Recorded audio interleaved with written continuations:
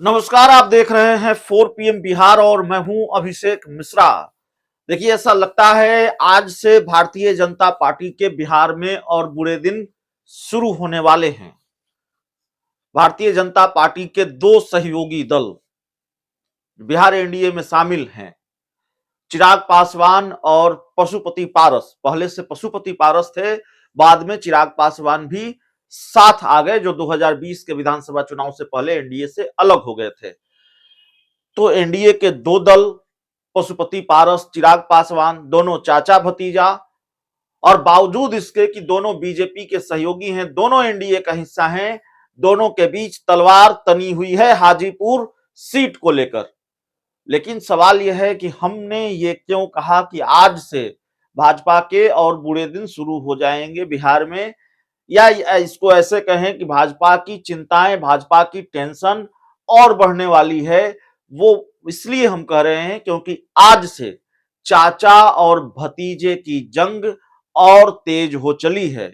चाचा और भतीजे दोनों शक्ति प्रदर्शन कर रहे हैं पार्टी के स्थापना दिवस समारोह के नाम पर।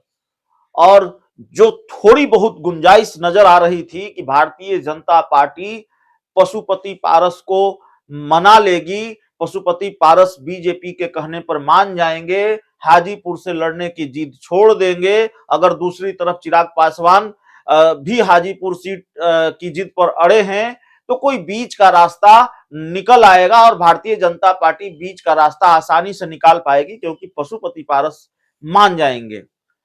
लेकिन आज हाजीपुर के अक्षय वट मैदान में पशुपति पारस अपनी पार्टी का स्थापना दिवस समारोह मना रहे हैं। दिलचस्प यह है कि अब से पहले ये परंपरा थी, अब से पहले पार्टी का स्थापना दिवस समारोह पटना के पार्टी कार्यालय में मनाया जाता था। लेकिन दूसरी तरफ आज एक तरफ पशुपति पारस हाजीपुर में अपनी पार्टी का स्थापना दिवस समारोह मना रहे हैं, तो चिराग पासवान पटना के बापू सभागार में अपनी पार्टी का स्थापना दिवस मना रहे हैं। हाजीपुर वाला मामला दिलचस्प इसलिए है क्योंकि न सिर्फ ये माना जा रहा है कि ये पशुपति पारस की पार्टी का स्थापना दिवस है, बल्कि ये माना जा रहा है कि पशुपति पारस हाजीपुर से अपने चुनावी अभियान का आगाज करने जा रहे हैं। तो जाहिर तौर पर जब पशुपति पारस ने हाजीपुर से अपने चुनावी अभियान का आगाज कर दिया है, चुनावी जो युद्ध है उसका बिगुल फूंक दिया है, चुनावी अपना जो चुनावी सफर है वो उन्होंने शुरू कर दिया है 2024 के लिए, तो इसका मतलब साफ है कि उनके मान जाने की गुंजाइश खत्म हो चली है। उनके हाजीपुर सीट लड़ने की जिद से पीछे हटने की गुंजाइश खत्म हो चली है और हर हाल में पशुपति पारस चुनाव लड़ेंगे ही लड़ेंगे। अब भारतीय जनता पार्टी की मुश्किल यह है कि एक तरफ पशुपति पारस, जिनके मान जाने की गुंजाइश ज्यादा थी, जिनके बारे में ये परसेप्शन था, यह धारणा थी कि भारतीय जनता पार्टी कोई बीच का रास्ता निकाल लेगी, पशुपति पारस को मना लेगी, अगर पशुपति पारस के सामने कोई बेहतर डील बीजेपी रखे, कोई बेहतर ऑफर रखे, तो पशुपति पारस मान जाएंगे। लेकिन पशुपति पारस ने हाल के दिनों में इसको और मूंछ की लड़ाई बना दिया, इसको प्रतिष्ठा का प्रश्न बना दिया हाजीपुर सीट को, और बीजेपी की मुश्किल, बीजेपी की टेंशन लगातार पशुपति पारस बढ़ाते गए, यह कहकर कि दुनिया की कोई ताकत उनको हाजीपुर लड़ने से नहीं रोक सकती। अब भाजपा मुश्किल में है, यहां चिराग पासवान भी दोस्ती तोड़ने तक पर आमादा हैं। हाजीपुर अमृत कलश है, हाजीपुर की सीट चाहिए ही चाहिए। दूसरी तरफ पशुपति पारस भी मानने को तैयार नहीं है, एक को मनाए तो दूजा रूठ जाएगा।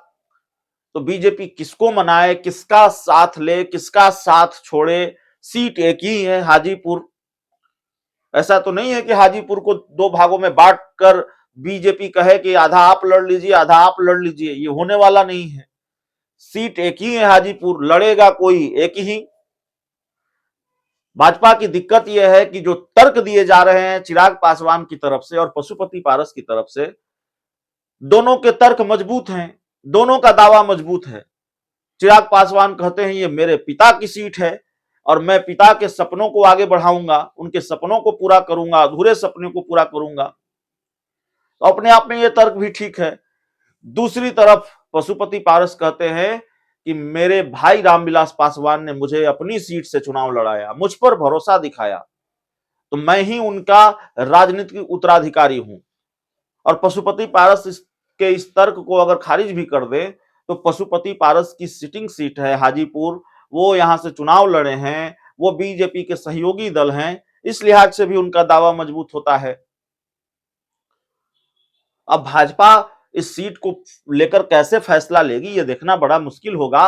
और आज से जिस तरीके से शक्ति प्रदर्शन दिखा रहे हैं चाचा और भतीजा पशुपति पारस और चिराग पासवान, और खासकर पशुपति पारस जिस तरीके से आज हाजीपुर से उन्होंने चुनावी अभियान का आगाज कर दिया है पार्टी के स्थापना दिवस समारोह के बहाने, भारतीय जनता पार्टी के लिए हाजीपुर को लेकर कोई फैसला लेना और मुश्किल होगा। तो भारतीय जनता पार्टी की मुश्किलें आज से और बढ़ गई हैं। भारतीय जनता पार्टी की टेंशन पशुपति पारस ने कम से कम आज से और बढ़ा दी है। बहुत बहुत धन्यवाद।